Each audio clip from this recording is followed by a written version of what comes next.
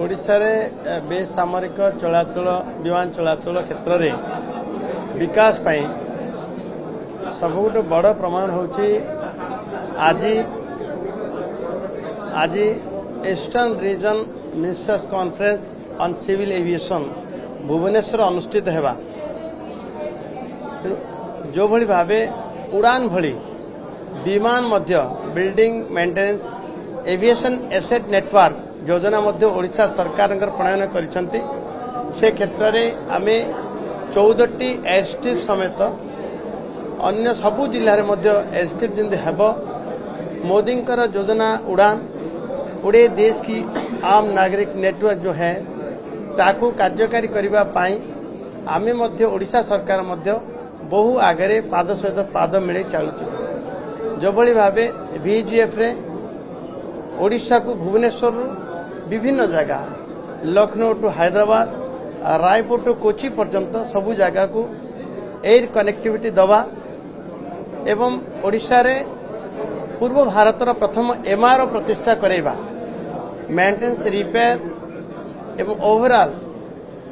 एवं FTO दबा flight training organisation करिबा जो योजना सी प्लेन रो हेली टैक्सी रो हेलीपोर्ट रो विभिन्न कथा आज समस्ते आमे रखिलु मध्य एवं श्री जगन्नाथ इंटरनेशनल एयरपोर्ट रो विकास आम सरकार जो भली भावे जमी अधिग्रहण 1160 एकर जमी देई दबा एवं सबु statutory clearance environmental clearance ECZ clearance सबु मध्य प्राप्त हो सारी एवं जेते शीघ्र श्री जगन्नाथ इंटरनेशनल एयरपोर्ट कार्यक्षम हेब तैयारी हेब ए कथा मध्य आज आमको लाभ मिला एवं जो क्षेत्र में मोदी जी कहते कि ये हूँ growth engine a growth engine को सिविल एविएशन सेक्टर चलैबा काम मध्य आज कार्यक्रम हमको आभास मिला सफलता मिली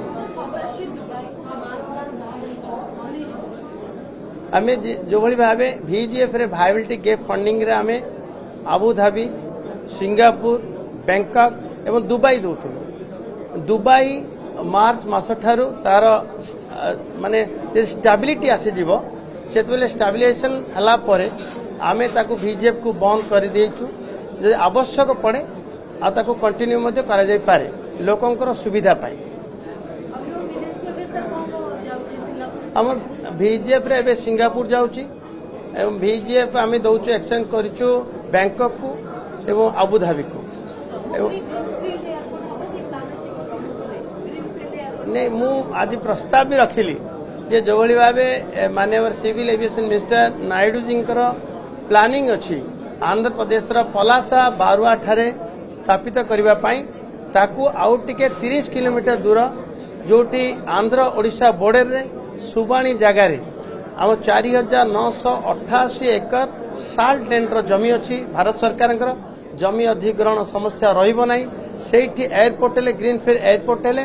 आगामी दिन जो पोर्ट बाहुदा पोर्ट विकास हम एवं तार सुजोग आंध्र ओडिशा सब लोगों को मिली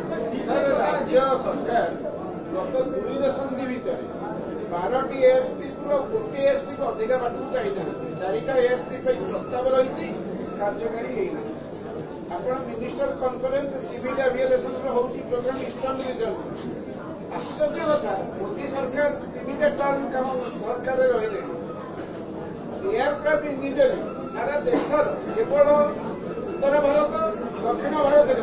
पूर्व भारत में सरकार दाबी करके गोटे एयरक्राफ्ट इंजीनियरिंग भुवनेश्वर खोलिया दाबी करेंगे आउ ये 4टा एयर स्ट्रिप आउ हेलीपैड देखिले माने स्किल डेवलपमेंट इंस्टीट्यूशन ओडिशा युवक मान हम यार आज MOU है MRO भी है MRO जो कथा को तार आदे पागू जीव एवं FTO भी हम जो फ्लाइट ट्रेनिंग ऑर्गेनाइजेशन भी हम ये सब कथा है ओडिया पिला को ट्रेनिंग मिलिबो एवं नियुक्ति मिलिबो हमर विमान रे 30 झील को आम ट्रेनिंग देवु तांको बाहर को पठे अन्य MRO को पठे जो कष्ट अच्छी से पठेबू सबु क्षेत्र में ओडिया पिला को एटी ट्रेनिंग दबा नियुक्ति दबा बहुत आगु को बढ़ी सारा विमान योजना ओडिशा सिविल एविएशन क्षेत्र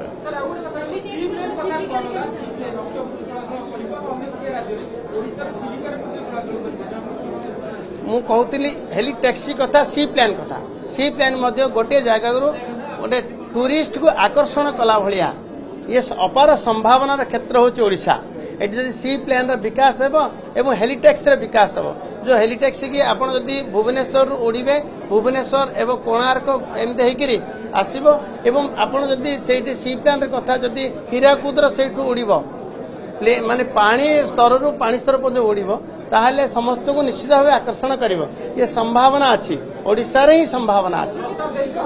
आज केंद्र प्रस्ताव आज समस्त सम्मुख में प्रस्ताव दिगला कार्यकारी हवा अपेक्षा।